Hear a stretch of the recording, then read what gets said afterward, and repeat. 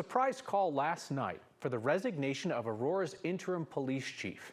It came from conservative city councilwoman Danielle Jurinksy, who's a vocal advocate for cops but a harsh critic of APD leadership. She's the one who led the charge to get another recent police chief in Aurora fired as well. Jurinksy did not explain just why she wants this second house cleaning at Aurora Police Department until she talked exclusively with our Marshall Zellinger today.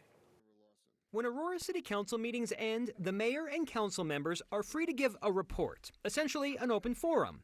This is how Councilmember Danielle Jurinksy began her report. The incompetence of leadership in the Aurora Police Department has now caught my attention. She called for the resignation of the interim police chief and 4 specific police officers. Until these 5 are no longer in this department, I'm not going to let this issue go. She did not tell the rest of council specifically why she wants them gone, but 2.5 weeks ago, she posted on social media about being involved in a domestic incident.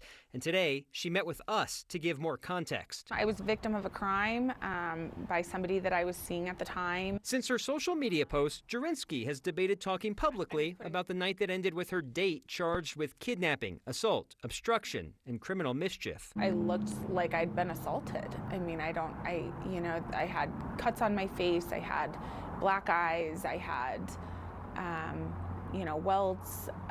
I looked like I had been assaulted. Her comments at the end of the city council meeting are based on how she believes she's been treated by officers involved in her case. Those 4 are the ones I had direct involvement with.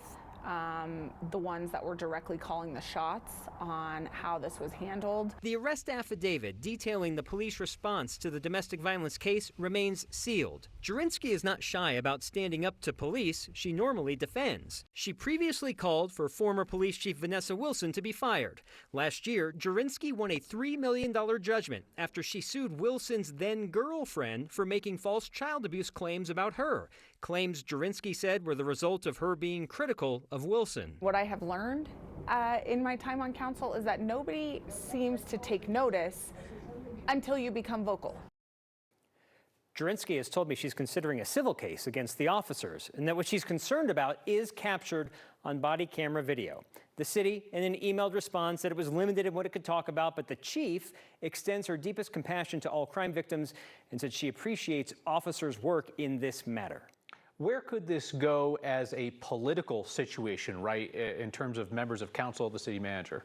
We know that the Aurora City Council makeup is in favor of the conservatives, so Jurinksy has friends on council that have stood by her with other issues with leadership. Since this happened last night, I'll have to be reaching out to those other council members to see where it goes there. If it becomes a civil case, that could muddy things up, but council still can direct the city manager who has power. Again, Aurora is a weak mayor, strong manager system. She has concerns also with the city manager, who would be the boss of the police chief. Oh boy.